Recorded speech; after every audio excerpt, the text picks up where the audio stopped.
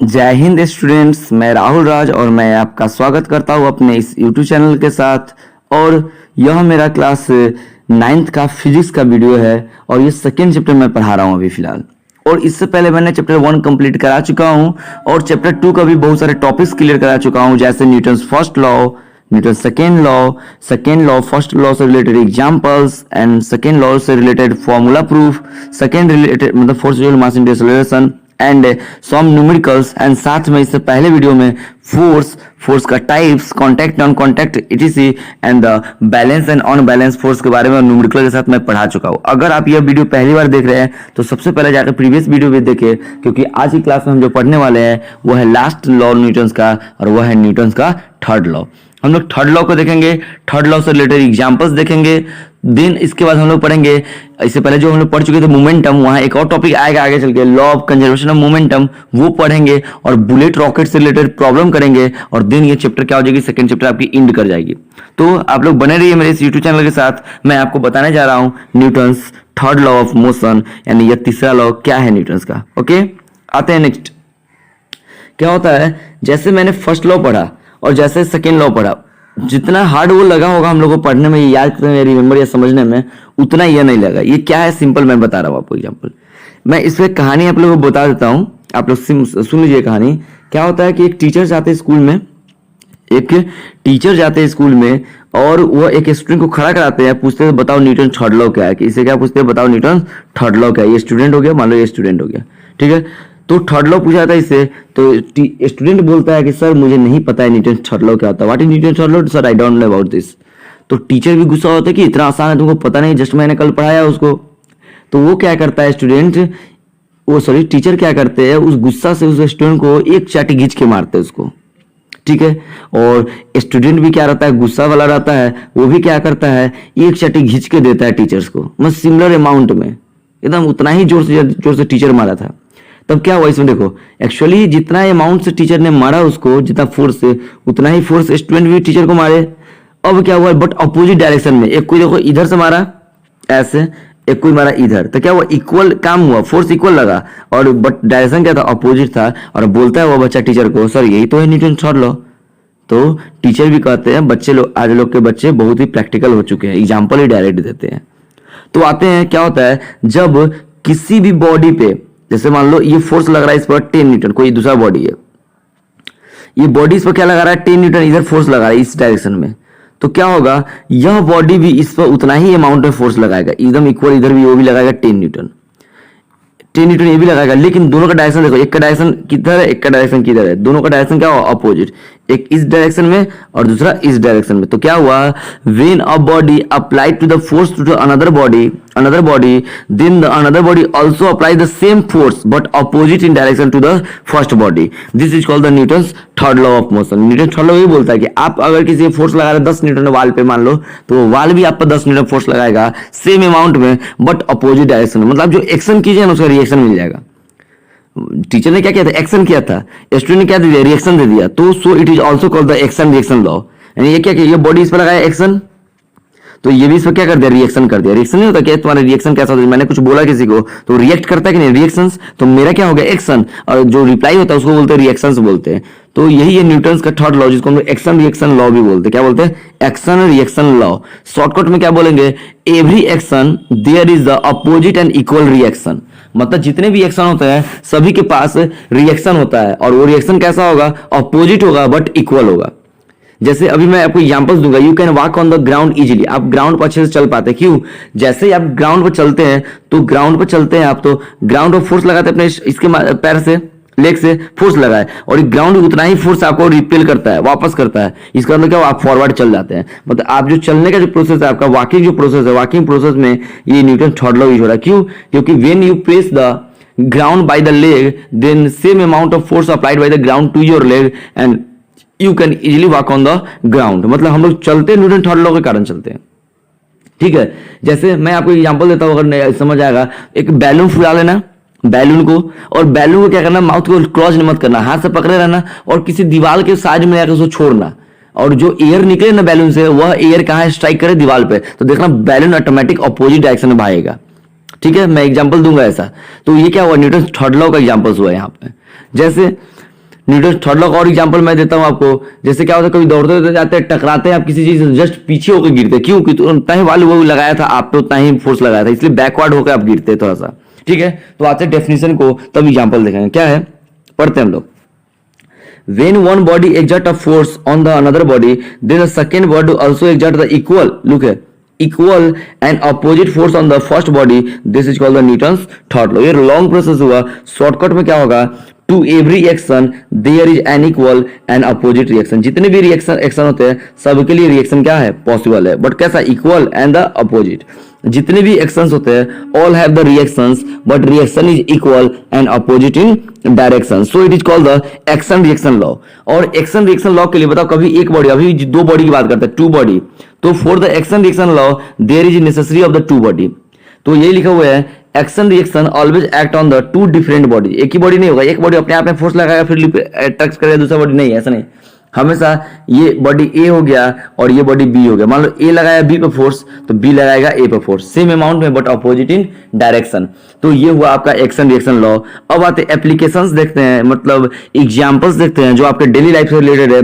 Example देखते हैं, जैसे सबसे पहला मतलब how do we walk on the ground, बताया था ना अभी कि हम लोग वॉक कैसे करते हैं ग्राउंड पे, तो देख लो यहाँ पे बताए थे। तो when we walk on the ground, जब हम लोग ग्राउंड पे चलते हैं, then our foot pushes the ground, हम लोग क्या करते हैं, पुश करते हैं downward, okay, backward, ground backward, and the return the ground, and in return the ground pushes our foot, और उसी रिटर्न में ग्राउंड भी क्या करता है, हमको पुश करता है फुट को फॉरवर्ड। हम लोग उसको बैकवर्ड करते हैं, ऐसे देते हैं तो वो मुझे फॉरवर्ड भेजता है, और the forward reaction exert by the ground in our foot makes us to walk forward, और इससे हम लोग क्या करते हैं, फॉरवर्ड। जैसे मालूम कहने का मतलब मेरा फुट बैकवर्ड डायरेक्शन में ग्राउंड में फोर्स लगाता है, तो ग्राउंड मुझे फॉरवर्ड डायरेक्शन में फोर्स लगाता है, और इसके कारण हम लोग इजिली क्या कर पाते हैं, मूव कर पाते हैं। नहीं, we move on the ground easily by using the Newton's third law.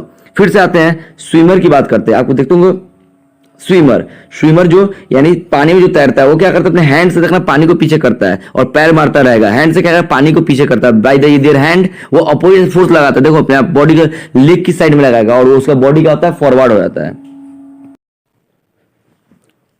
तो हम स्विमर के बारे में देखते हैं। स्विमर क्या करता है, स्विमर जैसे मान लो स्विमर ये हो गया, ठीक है, स्विमर अपने हैंड से यहाँ पर आता है और क्या करता है, पानी को इधर प्रेस करता है, ऐसे इस डायरेक्शन में पानी को क्या करता है, इस डायरेक्शन में फोर्स लगाता है पानी पे हैंड से, अपने इस हैंड से, और क्या करता है, ये फॉरवर्ड मूव कर लेता है, इधर मूव कर लेता है। यानी स्विमर का क्या हुआ यहाँ पर, और swimmer pushes the water backward, वो क्या करता है, बैकवर्ड अपने लेग की तरफ लगाता है, pushes the water backward with their hands, वो अपने हैंड से, and fit to move in the forward, और इसी कारण क्या होता है, मूव करता है फॉरवर्ड।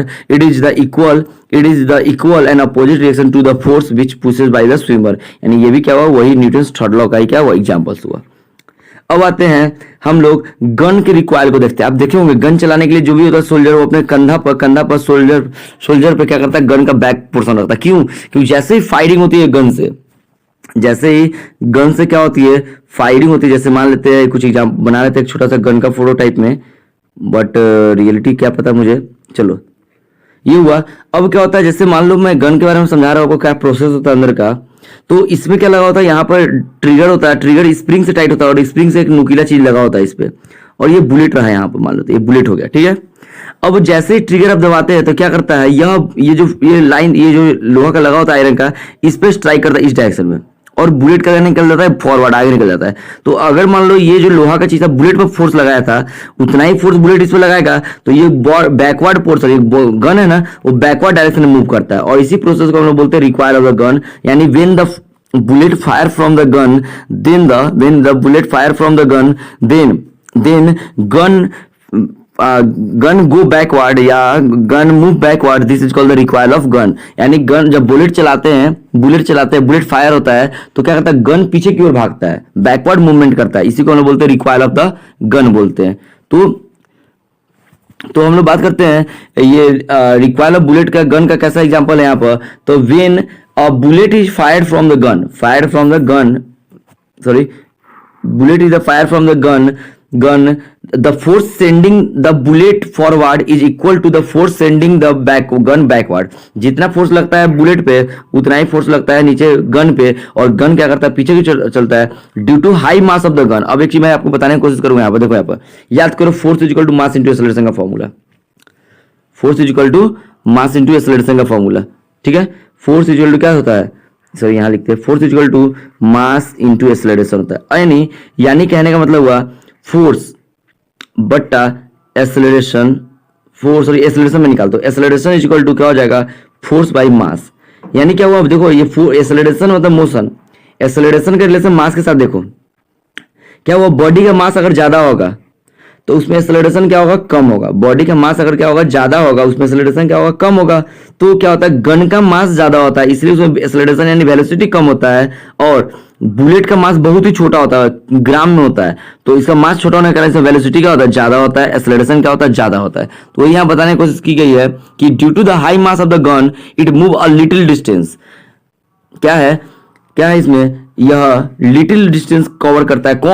कौन लिटिल डिस्टेंस कवर करता है, आपका यह गन। क्यों, क्योंकि इसका मास ज्यादा है। बट बुलेट क्या करता है ज्यादा डिस्टेंस कवर करता है, ज्यादा स्पीड चलता है क्योंकि मास कम है। एंड जर्क द सोल्जर, आपका सोल्जर को क्या करेगा जर्क करेगा, the gun is said to be the required, और इसलिए बोलते हैं गन क्या हुआ पीछे क्या, गन को रिक्वायर्ड बोलते हैं। यानी न्यूटन थर्ड लॉ का ये भी एप्लीकेशन है, ठीक है। तो हम लोग देखने की कोशिश करते हैं अगले एग्जाम्पल को। तो हम लोग अगले एग्जांपल को देखते हैं। अगला एग्जांपल क्या है, आपको बोट और शिप के बारे में पता होगा। बोट एक्चुअली आप लोग देखे होंगे क्या होता है, बोट जो हुआ बोट, तो बोट में क्या करते हैं यहाँ लकड़ी से और यहाँ भी लकड़ी से क्या करते हैं इस डायरेक्शन में फोर्स लगाते हैं अपोजिट डायरेक्शन में, और क्या करता है बोट फॉरवर्ड चलता है। यानी यह भी हम लोग जो बोट के जो रोइंग करते हैं वो क्या करते हैं न्यूटन थर्ड लॉ के अकॉर्डिंग करते हैं। तो वही है, during the rowing of the boat the boatman pushes the water backwards with their oars मतलब वो डंडा होता है उसको बोलते हैं। The water exert an equal and opposite push on the boat which makes the boat move in forward, जिसके कारण क्या होता है बोट फॉरवर्ड चलता है, ठीक है। अब आते हैं इसी बोट का एक और केस देखते हैं। जैसे बताते हैं आपको, मान लो ये बैंक किनारा है, ये किनारा है और ये क्या था नदी था इधर, ये क्या था इस पर नदी था इधर, पूरा क्या है नदी इधर। तो अब कहा जाता है कि जैसे मान लो बोट आके बैंक पर लग गया, ये बोट आया और ये किनारा पर लग गया, ठीक है। तो हम लोग ये बोट पर से एकदम धीरे से जाना चाहिए बैंक किनारा पे। अगर आपने जंप किया तो जंप करेंगे तो फोर्स लगाएंगे बैकवर्ड जंप करने के लिए, आप देखना जंप करने के लिए आप पुश करते हैं जोर से, कहां पे अर्थ पे। तो ऐसे अर्थ पे तो खड़ा नहीं बोट पे खड़ा है, तो बोट पर पुश करेगा तो क्या होगा बोट चल जाएगा बैकवर्ड, और इसके बीच का जो गैप होगा यानी बोट कहां जाएगा यहाँ आ जाएगा, और बीच का गैप क्या होगा ये गैप देखो इसके बीच में बढ़ जाएगा, और जो जंपर था ना वो पानी में ही गिर जाएगा, वो पानी में ही गिर जाता है। इसलिए बोला जाता है कि जब भी आप बोट से उतरे तो स्लोली आराम से धीरे से जाए बैंक किनारे पे, नहीं तो आप जंप करके जाइएगा तो आप पानी में रह जाइएगा। इसके पीछे कारण क्या है न्यूटन्स थर्ड लॉ। यानी आप पुश के जोर से वो जंप करने के लिए, स्क्रीनशॉट लेकर लिख लेना, जंप करने के लिए हम लोग क्या कर रहे हैं पुश कर रहे हैं बोट को, तो बोट चल गया बैकवर्ड और बीच में gap space between the bank and the boat क्या होगा बढ़ गया। इससे कारण क्या होता है वो आदमी फॉल्स इन द रिवर, वो आदमी कहां गिर जाता है रिवर में गिर जाता है, ठीक है। अब आते हैं नेक्स्ट एग्जांपल। आपको पता होगा हॉर्स कार्ट के बारे में, नहीं ये हॉज पाइप के बारे में देखते हैं पहले। हॉज पाइप को मतलब फायर विकेट वाला आप देखे होंगे, फायरमैन जब आता है तो फायरमैन क्या करता है बहुत ही बड़ा पाइप ले आता है और पाइप से पानी निकलता है यहाँ पर निकलता है ना पानी। तो यहाँ पकड़ रहा हुआ देखना कितने आदमी पकड़ रहा है, 3-4 आदमी मिलकर पकड़ रहा था। क्यों, क्योंकि अगर सिंगल आदमी पकड़े रहेगा इसको तो पानी तो एकदम जोर से जाएगा घर पे और एकदम स्पीड फ्लो पानी करता है। That means from the hose pipe से क्या होता है पानी बहुत स्पीड जाता है और दैट स्ट्राइक द वॉल और द बिल्डिंग्स, देन ऑल्सो वो वाटर अप्लाई करेगा फोर्स पानी पे, वो पाइप पे, और पाइप पे फोर्स एग्जर्ट करेगा। जैसे पानी अब इधर लगाएगा फोर्स, अगर सिंगल आदमी पकड़ा हुआ है तो हो सकता है कि पानी का पाइप क्या हो जाए बैक चला जाए, इधर उधर डायरेक्शन में डिफॉल्ट हो जाए, इधर उधर घूम जाए।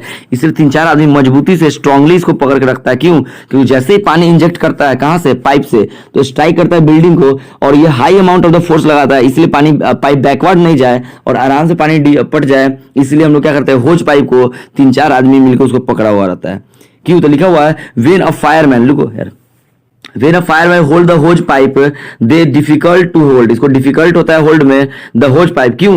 By the fireman because the backward force. देखो backward movement of the hose pipe, movement मतलब पीछे due to the backward reactions of the water क्या है rushing through the forward direction और ग्रेट स्पीड, यानी ग्रेट स्पीड से पानी निकलता है आगे, इसलिए आप स्क्रीनशॉट लेके लिख लीजिएगा। ग्रेट स्पीड से क्या होता है, ज्यादा स्पीड से पानी निकलता है ज्यादा, इसलिए बैकवर्ड फोर्स ज्यादा लगेगा, हो सकता है इसको डिफिकल्ट फील है या मूव कर सकता है पाइप। और हम लोग देखेंगे लास्ट एग्जांपल देंगे, उसका हम लोग पढ़ेंगे conservation of energy, conservation momentum पढ़ेंगे अगले वीडियो में। तब तक हम लोग क्या देख लेते हैं, दो एग्जांपल और देखते हैं न्यूटन थर्ड लॉ का, जो मैं बता चुका हूँ बैलून वाला एग्जांपल, वही रॉकेट का एग्जांपल। क्या होता है, the flying of the jet rockets और एरोप्लेन। आपको पता होगा रॉकेट्स के बारे में, रॉकेट जब भी मूव करता है तो नीचे क्या करता है, फ्यूल इंजेक्ट करता है। क्या इंजेक्ट करता है, फ्यूल इंजेक्ट करता है, फ्यूल इंजेक्ट करता है। और जैसे ही फ्यूल ये नीचे अप्लाई किया, जितना से फ्यूल क्या करता है, नीचे अप्लाई करता है, उतना ही फोर्स से क्या होता है, रॉकेट ऊपर उड़ता है, उतना ही फोर्स से क्या करता है, रॉकेट ऊपर उड़ता है। तो यानी ये क्या है, न्यूटन्स का थर्ड लॉ यूज हो रहा है, क्योंकि by the fuel the rocket push the ground downward, push the ground downward, and similar amount of force exert on the rocket in the forward and the rocket moves on the forward direction। तो ये भी क्या है, Newton third law का example, क्योंकि ये rocket का fuel जो था वो इंजेक्ट किया डाउनवर्ड डायरेक्शन में, और इसलिए रॉकेट का मूवमेंट हुआ अपवर्ड डायरेक्शन में, यानी एक्शन रिएक्शन लॉ लगा। और क्यों लगा, ये न्यूटन थर्ड लॉ के कारण लगा। अब आते हैं, आपको ये मैं बताने की कोशिश कर रहा हूँ, बता चुका हूँ। The acceleration produce will move less mass, less मास का एक्सेलरेशन क्या होगा, ज्यादा होगा, और मोर मास का एक्सेलरेशन क्या होगा, कम होगा। क्योंकि एक्सेलरेशन इक्वल टू होता है फोर्स बाई मास। वही नोट लिखा हुआ है कि ज्यादा मास कम एक्सेलरेशन, कम मास ज्यादा एक्सेलरेशन।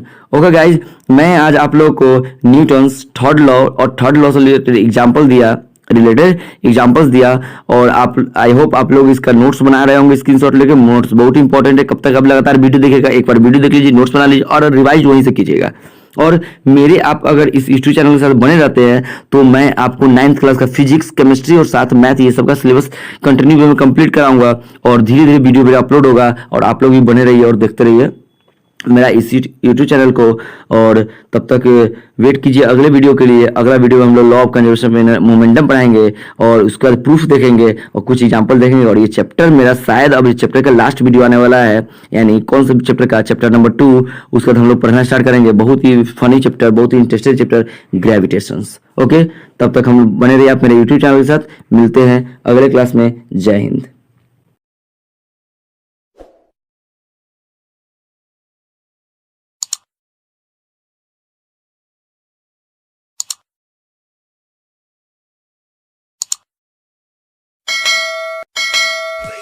You make